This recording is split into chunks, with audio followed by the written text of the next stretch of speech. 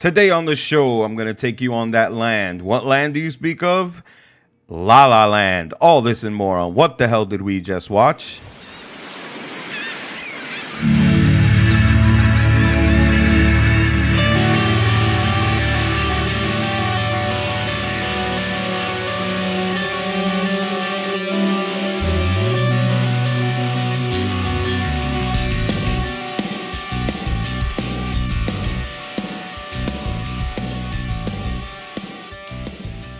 Welcome to another episode of What the Hell Did We Just Watch? I'm your host, Lumotional Lou, and this is the only show that helps spread movie awareness and also TV awareness. How's everyone doing? I hope everyone had a great week. I hope everybody's having a great weekend, and I hope that it all gets better. Why? Because I'm going to talk about the only land worth visiting this year and also last year when it came out, which was La La Land.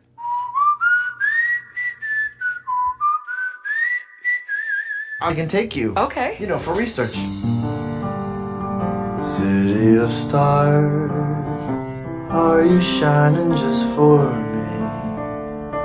City of stars. It's pretty strange that we keep running into each other. Maybe it means something. Never shine so brightly. Wow. That's all I can say is wow. What an amazing film La La Land is. Okay, I really liked it. It's been so long since I've been able to see such a satisfying film and satisfying musical that this film just puts a smile on my face on every level of things that I see, because I love film and I love filmmaking and I love traditional musicals like Singing in the Rain and White Christmas. And I love these kinds of films so much, you know, like even Mary Poppins had its own thing when the song and dance and the, you know, it's just, and the sets. Oh man, did I love the sets of this film and the sets of like all those kinds of other films that used to do that, like the MGM stuff, you know, Wizard of Oz, it's just, I love this kind of stuff, man. This the kinds of films that puts a smile on my face, that it's film for film's sake, you know, that's the real kind of like adventure for me. The imaginations, they run wild and things like this. And La La Land just literally brought that all back to me in terms of like, it's been so long since I've been able to see a traditional musical, let alone watch a brand new traditional musical done in a modern setting and in a modern world. It's a more realistic world than what all the other films that were musicals back then were trying to sell you. Their worlds weren't so realistic, you know, and that wasn't a bad thing, because that doesn't make a good a film bad just because of it, you know. And basically the question is, what does real life open up to in fantasies? And that's what this film does, you know. It gives you like this sense of wonder, you know, and they're telling you a very not basic story, but they're telling you a love story about a love story in LA, basically. And those are tried and true, and mostly, even if it's a love story about a love story in New York, a love story about a love story in Texas, Dallas, you know, whatever, it doesn't matter. But, you know, like this film director, Damien Chazelle, he knows what the fuck he's doing, and he's just come here so, you know, early into his game, and he's bringing his calibers, you know what I mean? Like, there is no way down for the moment for this director. He blew my mind in Whiplash, and he blew my mind even farther with La La Land, and I'm forever grateful for it, you know what I mean? And it's just everything. And, you know, just before I start going about what works and what doesn't, I want to say what doesn't work first. And the part that doesn't work for me in this film is nothing. There is nothing in this film that I can honestly say is bad. I love everything about it. I love the chemistry between the two characters. I love the music. I love the dancing. I love the sets. Oh my God, the sets are beautiful. Whether it was sets that they built or shooting on location. Even when you see these places in the film, like you watch them like you've never seen them before, in a way, like they're brand new. The way he shot it, it just has this sense of wonder. Like, it doesn't feel like, oh yeah, well, I've been there before. Like the observatory, you saw that in fucking Usual Suspects. I've seen the observatory in so many films throughout my life of things that I've watched. But for some reason, when they went there in that film, it was like, I've never seen it before. You know what I mean? And most other places as well. It's just gorgeous. And he really tried his best. It was mostly because of angles and where you're seeing it from and everything like that. And Damien Chazelle, he knows what he's talking about. Like, he knows that he's seen X amount of films. You can tell in this film that he's seen so many films in his life and grew up watching a lot of films in his life to know how to shoot a place that you've probably seen before in films. And then you can even honestly say, hey, well, you know what? They've never shown it from this angle. They never shown it inside. They never showed this room. And that's what he kind of did, you know what I mean? And that's one of the things that's fantastic is this, he just sees something, you know what I mean, in this film that he just saw, and he just felt like it was that old school without copying or being kind of like mimicking or spoofing, or he wanted to make a traditional musical like it was brand spanking new. You know what I mean? Like it was, here's the next traditional musical, and that's what it was. And he just bridged that gap, and it felt and it looked like it never happened. Like they never went away. Like I'm waiting for now. Like what pisses me off is like I'm waiting to see what the next traditional musical will be.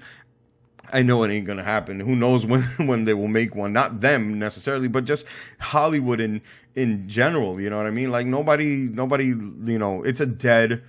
It's a dead thing. It's a dead way of filmmaking, but it's still when someone just says I want to do it and they get the green light to just let people do it. And one of the things that it's just amazing, and one of the things I really really like about it was I think that the way that Damien Chazelle sold this was because the budget was super super low. You know what I mean? And what I mean by the budget being super low is that the film was only made for $30 million.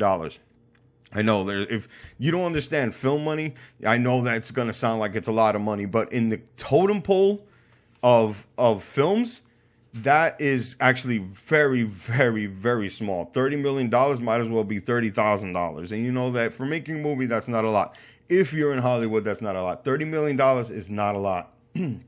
Only another filmmaker actually films for such a low amount of money. And when you shoot for so low, Hollywood is, they're willing to just give it to you because you're not really, you're not choking their chicken. You know what I mean? $30 million is nothing when there's films out there that are spending $100 million, $150 million, $200 million, $350 million. You know what I mean? And just recently, Marvel announced that the Infinity War films are going to cost them $1 billion. Both films will be made for $1 billion. That's how much it's going to take to make that film possible. So basically, each film is $500 million. Okay, Infinity War Part 1 will be $500 million to make, and the next one will be another $500 million to make. A $1 billion production for one fucking movie. You know what I mean? Like that's a lot of money. No film has actually needed that much to make budget, and they're filming those back to back, so it might as well be one fucking movie. You know what I mean? But back to La La Land, because I'm not taking away nothing from this fucking film, because I think that the Oscars did that already. They took a lot from this fucking movie. This film is just beautiful. It's fucking magical. You know what I mean? You just love seeing these two characters, Sebastian and Mia, you just love watching them fall in love. You love watching them talk. I loved watching them talk because it sounds like me, it's the fantasy version of me, how I romanticize film. It's the way that I get emotional about all this shit. This is why I have this show, so you can hear me talk about what they were talking about. Like the way that Sebastian talks about jazz, you feel it, you understand it. I understood it. You understand what I'm saying? Because that's the way that I talk about in film. And then you tell me that you hate something. I'm that type of person. Or when you told me you haven't seen anything, a specific film, I literally freeze, just like Sebastian did when Mia said to Sebastian that she doesn't like jazz. And I'm like, oh, you don't know what you're missing. I'm that type of person when it comes to film. You've never seen The Goonies? What the fuck? You've never seen E.T.? Oh, my goodness. Like, you cannot go through life and not watch E.T. You cannot go through life and not watch Jurassic Park. You understand what I'm saying? Like, that's what I mean. Like, there are just certain films in this world that are worth watching, and they're worth your time. It's one of those films that you need to see in your life before you die. And La La Land Sebastian's character is that type of a person. You understand what I'm saying? Like, he's that type of person that if you don't have jazz in your being, you need to do something about that. And I love that about him. Okay, because that's what strives him, and that's what pushes him to want to be what he wants to be. He's not very ambitious, but the words come out, and the words are ambitious, and that's what a lot of us artists have to deal with a lot. You know what I mean? I'm one of these people. I'm an aspiring screenplay writer. I would love to direct the films that I write. I would love to direct any script that anyone writes, because I feel like I have the talent. I feel like I have an eye, but society and money and God knows what else has forced me to just kind of put that on the back burner a little bit. And I have a day job that pays well, that I love, actually, believe it or not. But what I really, really love is I would just drop it all in a dime of a hat if someone told me, hey, we have a movie, we'd like you to do it. Do you want to do it? Because I would be like, fuck yes, I want to shoot something. I want to direct something. I want to co-write something or write something. That is the world that I want to live. That's the life I want. That's my real passion. And while that is still like, waiting in a waiting period, I have this. This is my outlet. This is where I basically vent my frustrations or happinesses that I get to express with you people about film, about just watching in general, watching and loving something and expressing yourself, and I can't help but to say that that's what this film La La Land has awakened out of me since after I watched it. You know what I mean? It's you admire him. If you're like him, you admire him, and then you admire the person that you are, that is like Sebastian, and you embrace it inside yourself.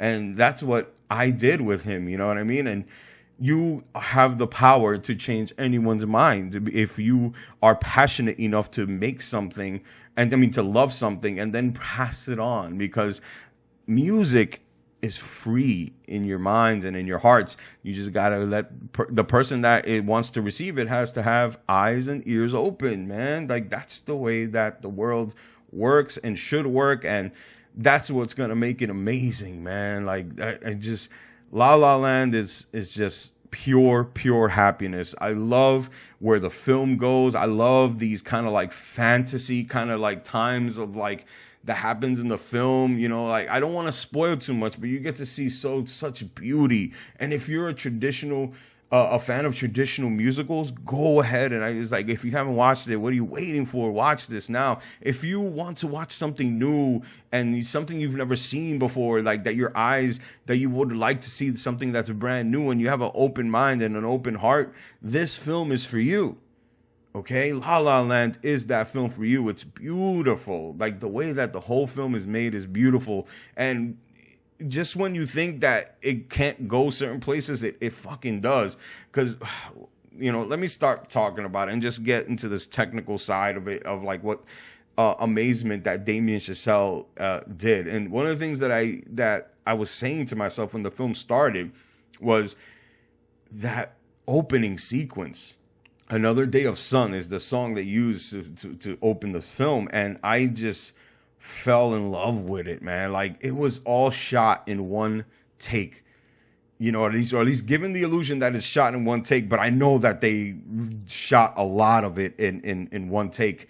And it's just phenomenal. I saw the special features of it on how they filmed that highway sequence, and I was just wowed. You know what I mean? Like, just the ambition of Damien Chazelle wanting to shoot a one-shot take on a highway, on a slanted highway at that, and how like the fact that it was so hot that day, there was a heat advisory from what he was saying on that day, and that's all hearing those stories is just amazing to me.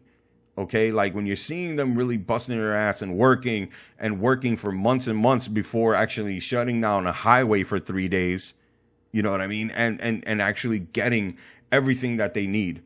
You know what I mean? In these 3 days, the first day they rehearsed it, the second day they shot it, and if they had to reshoot it, that's where the third day comes, because it's to do that is just so fucking amazing. And I was listening to a lot of, they had to change dance steps because of the slanting of the highway. They had to change this and they had to change that because of the heat, or you know, or whatever. They had to, you know, change things around, and they shot it from a different angle than they previously thought that they were going to shoot it in, and it's just like, but it came out so beautifully. And Damien Chazelle, I'm telling you, you're winning. You're 2-0 for me. Actually, 0-2 because it's loser and then winner. Or is it 2 wins?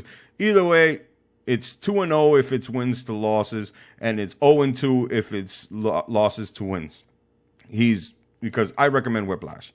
You know what I mean? So, and soon I'll be getting somebody to watch that so I can show it to them.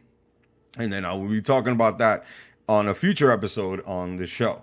But in the meantime, when it comes to La La Land and the magic that this has, and it's all in the technical side, which I love everything about it. I was like, I remember when I was watching it, and I was just like, I need to read about this. I need to read about how they made this film technically, how they shot it and everything, because the camera was all over the place.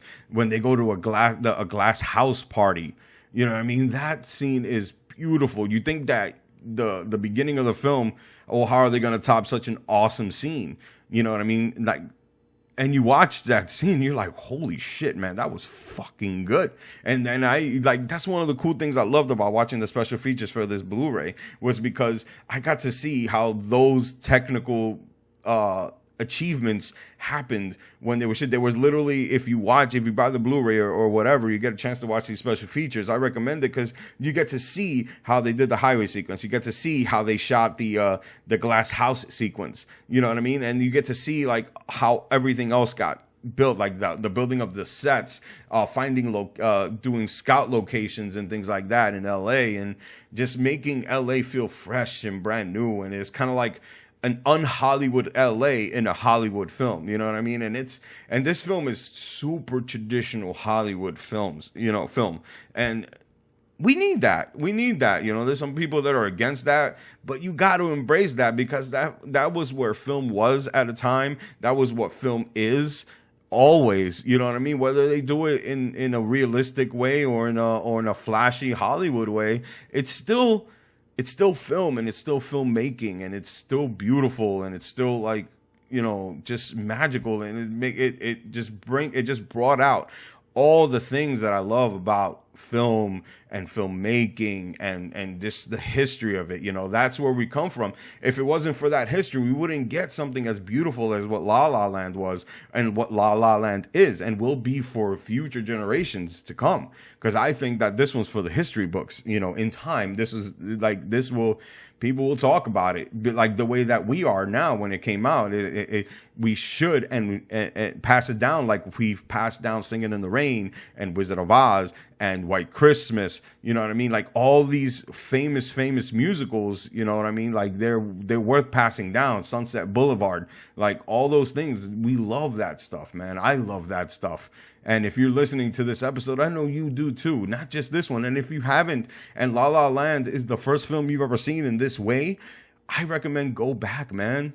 Go back and listen. I mean, and watch and listen to those previous films and the gorgeous things. Casablanca, you know what I mean? Those films have this magic in them that are worth watching and embracing and experiencing. You know what I mean? So, you know, don't pass this one over, you know what I mean? Especially now while it's fresh and you can watch what's going on. The dancing is beautiful, man. The choreography is stellar. You know what I mean? I didn't even know that. I would have never thought that Emma Stone and Ryan Gosling were such like amazing dancers. And if they never danced before this, then they learned excellently. But the thing is that in film, when you want to become an actor, some of the people, even if you start at a young age, like I know Emma Stone started at a young age, and Ryan Gosling, they started acting at a young age. And when you're in there, your parents usually, when they want to put you in show business or when you like show business, they teach you everything. They put you in all the schools so you can learn everything, not just acting, but then you become a song and dance man or woman, and you become, you know, a ballet, and you know how to dance and you know how to sing. They teach you how to sing if you want to do musicals and things like that. You know, like if you ever wanted to be in a play, like the people that they choose, they don't just teach them how to sing when they first, you know, get on there. Maybe to some of them, but for the most part, they already know how to sing. Yeah, it doesn't matter if they don't get a singing career because they're actors. That's the world they want to live, not a singing career. They want an acting career. And if they want to do that, it would be nice to kind of be an all-arounder, to know how to sing, to know how to dance, to know how to act, you know, and that will make you go even farther, you know, with everything, you know. That's just the way it is. Like a lot of these young actors that are kids, you know, and they're acting in films and we love them and all that stuff, but they know a lot more than just acting.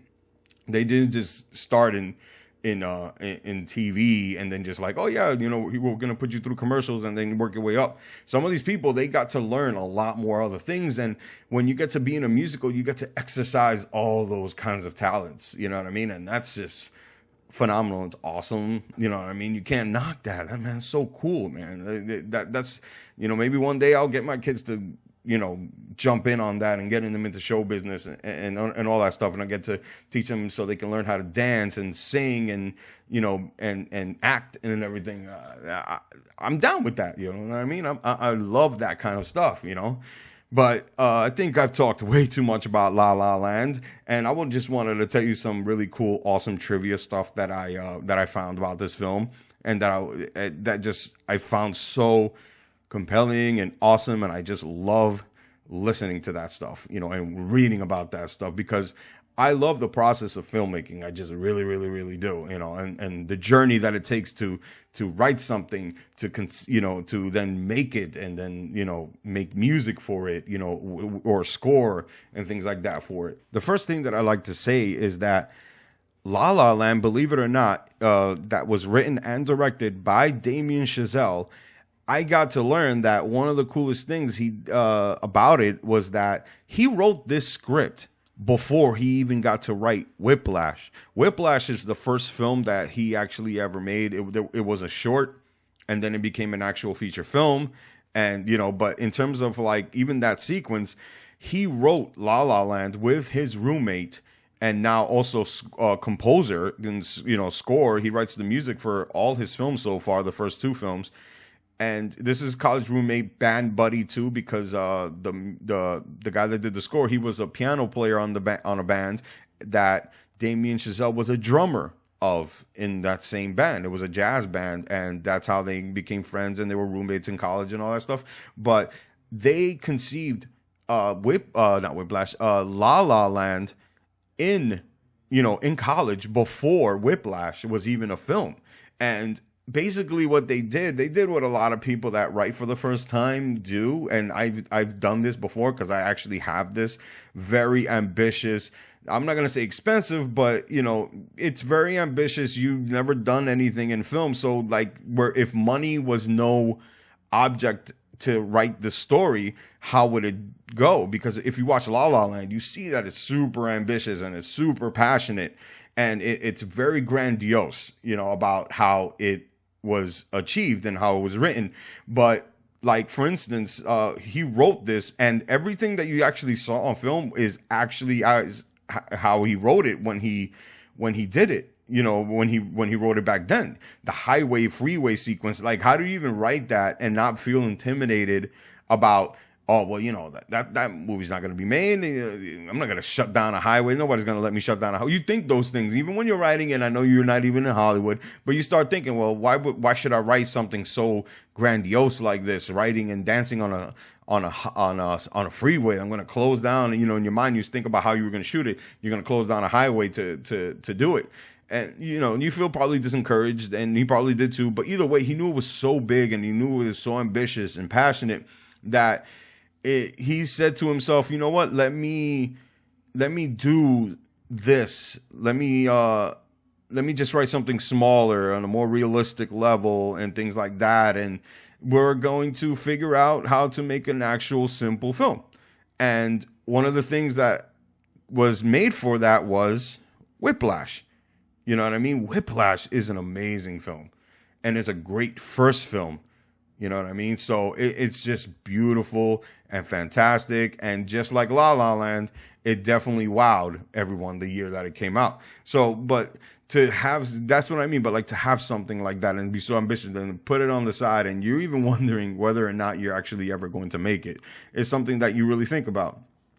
And there he goes. He actually got to, and not only that, he got to make it as a second film where most people have to wait. Steven Spielberg had to wait to make his real first film that was for him, which was Close Encounters of the Third Kind.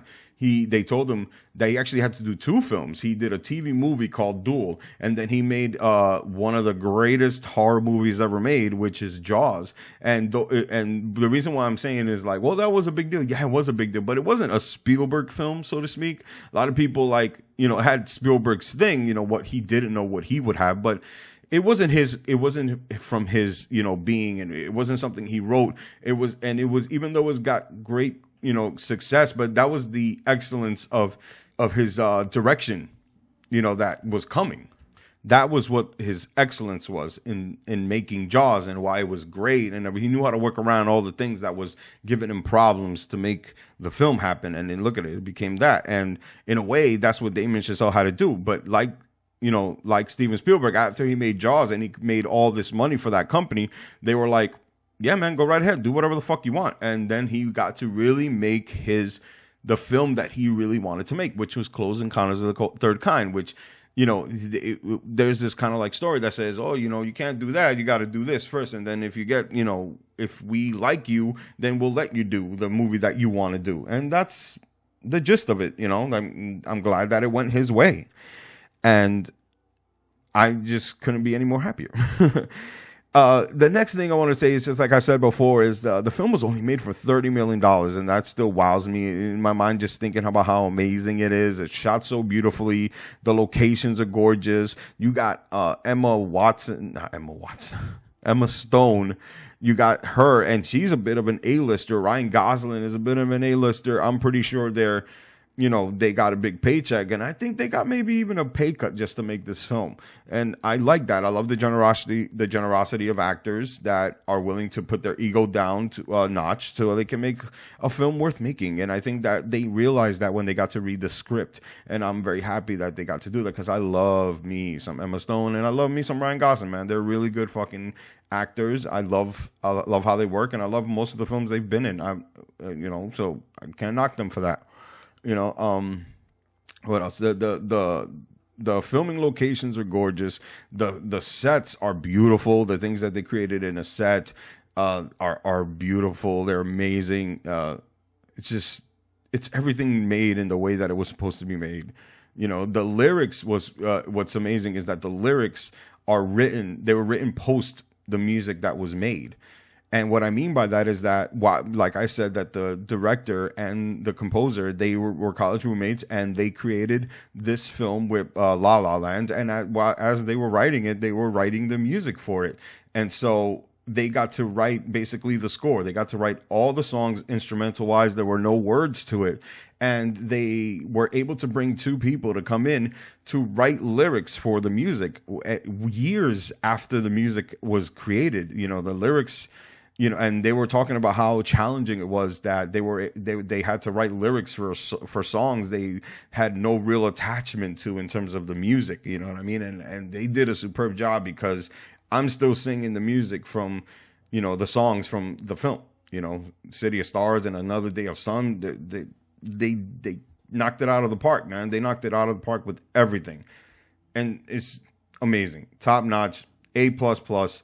It's a perfect film in my eyes, and I can't really say anything bad about it because there isn't anything bad about it in this film. You know, what's bad is that it sucks to be very ambitious, but yet it doesn't suck to be very ambitious. So, you know, that's life. That's life. Okay. Now, I think I've talked way too much about all this stuff, La La Land and the La La Land trivia time. If you love what you heard, please comment, like, share. Please tell me if you've seen it. You know, and if I missed anything, let me know. I want to know what you guys thought about La La Land and any other film that I've talked about previously. I want to know what you guys think. You know what I mean? And you can follow me on Facebook.com/WhatTheHellPcast. You can follow me on Twitter.com/TheHellPcast. Instagram.com/WhatTheHellPcast. You can go on YouTube. You can comment, like, and share there as well on What the Hell Did We Just Watch? SoundCloud.com. You can follow, like, share there as well. And you could just search What the Hell Did We Just Watch? All the other podcasting stations, anything that has a podcast, I'm pretty sure this thing is on there. Podcast One, Podbean, Podbay, you know what I mean? They're all on there. You know, so give it a listen. Comment, like, share. Like, you know, I would love to hear your feedback. It's great. And I love everything about it. You guys are awesome. And thank you for the support. Thanks for the listen. You know, and this has been Lumotional Lou for La La Land. And I just got one thing to say. It's been Lumotional.